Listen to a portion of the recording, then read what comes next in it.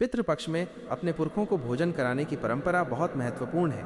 इस विधि में सीधे पूर्वजों को भोजन नहीं खिलाया जाता, बल्कि कुछ प्रतीकों के माध्यम से भोजन उन तक पहुंचाया जाता है।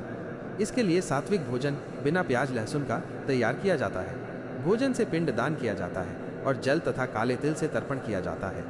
यह भोजन बाद में 4 माध्यमों को खिलाया जाता है। कौवा, इसे यमराज का दूत माना जाता है। गाय, जिसे पवित्र माना जाता है। कुत्ता, जिसे भोजन का एक हिस्सा दिया जाता है। ब्राह्मण या गरीब व्यक्ति, इन्हें भोजन कराना सबसे महत्वपूर्ण माना जाता है, जिससे सीधे पूर्वजों को शांति मिलती है। श्राद्ध किसे कहते हैं? पितरों को लक्ष्य करके जो भी दिया जाता है या किया जाता है उसे ही श्राद्ध कहते हैं। जिससे पितर तृप्त हो जाते हैं उसे तर्पण कहते हैं। गरुड़ पुराण के अनुसार जैसे देवताओं के लिए हवनीय पदार्थ अग्नि में स्वाहा बोलकर डाला जाता है, उसी प्रकार स्वधा बोलते हुए पितरों को जो भी प्रदान किया जाता है उसे श्राद्ध कहते हैं। अब सवाल यह उत्पन्न होता है कि क्या दिया गया श्राद्ध पितरों को प्राप्त होता है।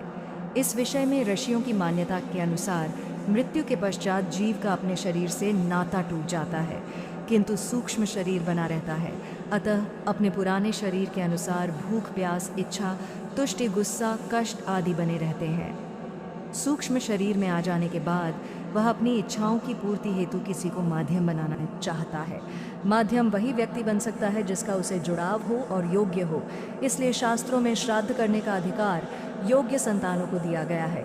शास्त्रों के अनुसार पितर 7 प्रकार के होते हैं: सुकाला, अंगिरस, सुस्वधा, सोम, बैराज, अग्निस्वात एवं वरहिषद। शुरुआत के 4 मूर्ति रूप में होते हैं। इसके बाद के 3 अमूर्त रूप में होते हैं। शास्त्रों के अनुसार यह काम रूप होते हैं।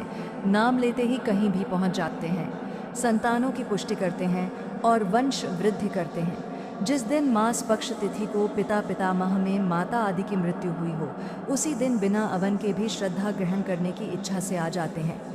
वाल्मीकि रामायण में अयोध्या कांड के 77 सर्ग में वर्णन है। राजा दशरथ के दाह कर्म के पश्चात भरत जी ने 12 दिन लगातार श्राद्ध किया था। इसके बाद 103 स्वर्ग में वर्णन है कि राजा दशरथ के दाह कर्म के बाद भरत ने भगवान राम को पिताजी की मृत्यु का समाचार दिया था। तब भगवान राम ने मंदाकिनी नदी में जाकर पिता का श्राद्ध किया था।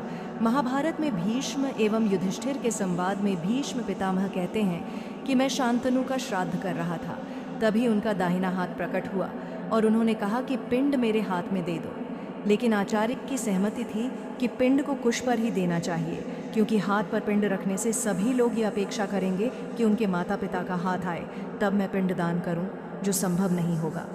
भीष्म पिता मैं आगे कहते हैं कि मेरी निष्ठा देखकर पिताजी गदगद हो गए और मुझे इच्छा मृत्यु का वरदान देकर स्वर्ग लौट गए।